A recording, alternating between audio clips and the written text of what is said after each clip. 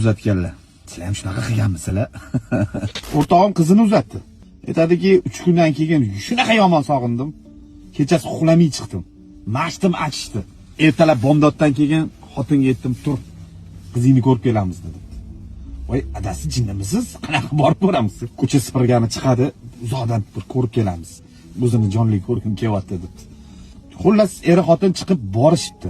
3-4 uy narida turib, mashinada o'tirib tomosha qilishdi. Aksiga olib qizi ko'cha sipirgani chiqmabdi-da. Qaynota qaynanasi ko'cha sovuq, ko'chani sipirmaysan debdi. Baraka topkurlar. O'tirdik deydi, bir mahal darvoza ochildi deydi.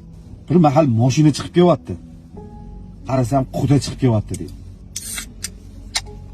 Ana hamma tomosha o'shatdan keyin boshlandi deydi. Yurib ketdik desam, shunaqa palajaynidanmiz, quda ko'radi mana deydi. Joyimda o'tiring desam, mashina yonimizdan o'tadi deydi. Nima qilishni bilmadi. Xotin yot deb sirenani tushirib yotib oldik ikkalamiz deydi.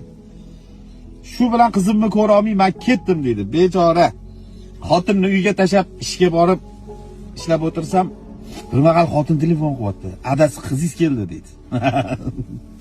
Hamma ishlarimni yig'ishtirib uyga bordim deydi.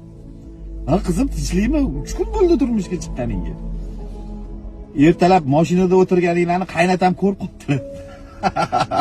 Baraka topkur ko'rib qopti haligi. Qaynanamga telefon qilib, o'g'lingga ayt. Ishga ketayotganda kelinni uyga tashab ketsin, qaytayotganda olib keladi.